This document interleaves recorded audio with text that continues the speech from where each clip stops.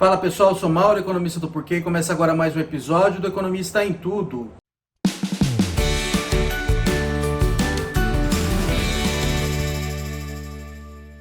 Hoje eu vou falar da decisão do Banco Central recente, sobre a taxa de juros, sobre a Selic. Então, na semana passada, teve a reunião do Copom, que é o Comitê de Política Monetária, para decidir o que vai fazer com a Selic, que é a taxa básica de juros na economia. Assim, teve um aumento, como todo mundo já esperava. A taxa de juros, a Selic, ela veio no nível baixo durante um tempo. A gente já sabia que esse não era um nível de longo prazo, o Banco Central já tinha dito isso, que aquilo era um nível estimulativo, então não era um nível de longo prazo, então em algum ponto do tempo ela ia subir. Na última reunião anterior, o Banco Central optou por manter a taxa de juros, mas já falou que iria subir nessa. Então nessa última reunião, finalmente a taxa de juros subiu depois de muito tempo. Depois de um ciclo grande de queda, dois ciclos grandes de queda e depois uma estabilidade, ela acabou subindo. Tá? Então não era surpreendente que ia ter essa subida. O que foi surpreendente foi o tamanho da subida. Tá? Então acho que todo mundo achava que ia ter um aumento de 0,25 ou 0,5, mas pouca gente tinha no radar um aumento tão grande, que foi de 2% para 2,75%. A taxa Selic. A questão agora é olhar o que está no... Foi meio surpreendente o que aconteceu, né? É olhar o que está no comunicado do Banco Central e ver as justificativas do Banco Central para essa mudança desse tamanho. E ali o que a gente vê é o seguinte: a inflação no Brasil ela não está baixa. Tá? Se você olhar os dados, por exemplo, o dado do IBGE, do IPCA, que é o principal índice de inflação no Brasil, e que é usado pelo Banco Central como a sua mira ali no sistema de metas de inflação, o IPCA hoje, nos últimos 12 meses, está rodando 5,20%. Tá? Qual que é a meta de inflação do Banco Central? É 3,75%. Então está bem acima. Tudo bem, isso aí está pegando aí no ano passado, né, porque é os últimos 12 meses, mas já dá para ter uma ideia da diferença de magnitude. Talvez mais significativo que isso é olhar o dado da expectativa de inflação para o fim do ano, que é o que importa, né, porque o Banco Central vai cumprir a meta. Então o Banco Central faz tomadas de opiniões com o pessoal de mercado, consultorias, setor financeiro, e aí tira uma média ou mediana disso e tem uma ideia de como que está essa expectativa. Essa expectativa ela vem crescendo muito nos últimos meses, e hoje ela está, para o fim do ano, ela está em 4,7. Então lembra que a meta é 3,75. Assim, não precisa bater essa meta exatamente, tem um intervalo ali de tolerância de 1,5% para cima e para baixo. Mas está fora e está perigando, né, passar desse intervalo. E a principal missão do Banco Central é manter essa inflação na meta. Tá? Então o que o Banco Central está fazendo aí com essa mudança grande?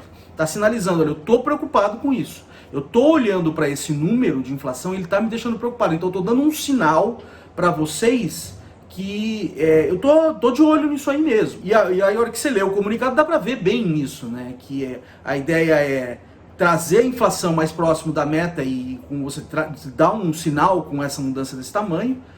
E além disso, tem uma outra coisa importante, né? O Banco Central também diz que vai ter mudanças de igual magnitude na próxima reunião, lógico, se o cenário se mantiver como está, tá? Se não tiver nada muito estranho acontecendo nas próximas semanas, até a próxima reunião.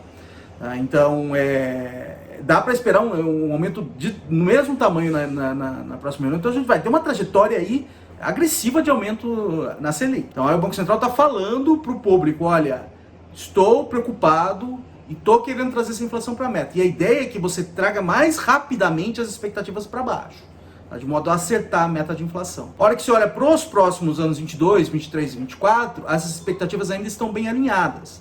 Mas tem um risco também de elas começarem a desancorar. Então, outra coisa que o Banco Central diz é que está tentando trazer essa inflação de volta em 2021 para a meta e para 22, 23, 24 mantê-la ali bem ancorada. Bom, o que está por trás dessa inflação alta? Então, como o próprio Banco Central diz, tem muitos fatores aí que são transitórios, tá? Que é o quê? Que é aumento de preço de commodity, tá? Aumento de preço de combustível. Tudo isso são coisas que não vão ficar puxando a inflação para sempre. Eles estão puxando a inflação forte, tá?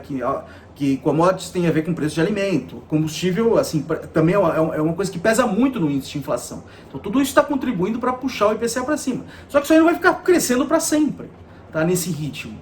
Então é uma coisa que é transitória. Mas a questão está sendo transitório, mas está sendo muito persistente. E isso está ameaçando aí o cumprimento da meta. Então o Banco Central também está fazendo isso porque está de olho nessa situação, então está tentando reancorar essas expectativas para baixo para esse ano. Tá? Tem uma coisa que o Banco Central não falou no seu comunicado, que é a questão do dólar. Tá? Normalmente, num cenário desse, com preço de commodity subindo, tá? Quer dizer, lá fora, né, basicamente no exterior, né, e isso acaba puxando o preço aqui no Brasil. Suponha, por exemplo, um produtor de arroz, tá? Com o preço lá fora subindo, ele prefere exportar, e aí diminui a oferta aqui de arroz, que sobe o preço. Então tem de acompanhar o que está acontecendo lá fora. Tá? Mas tem uma outra coisa que também está ajudando a potencializar esse movimento, é o dólar também, né? O preço do dólar está subindo, e é muito por fatores externos, tá? Preço de commodity, só a mudança do preço de commodity, ele tende a forçar o dólar para baixo, tá? Por quê? Porque o exportador consegue mais dólares lá fora pela mesma quantidade, por causa que o preço está subindo, e aí esse dólar entra aqui e joga o preço do dólar para baixo, tá? Mas isso não está acontecendo, o preço do dólar está subindo. Então isso aí é muito mais fator interno que está acontecendo aqui.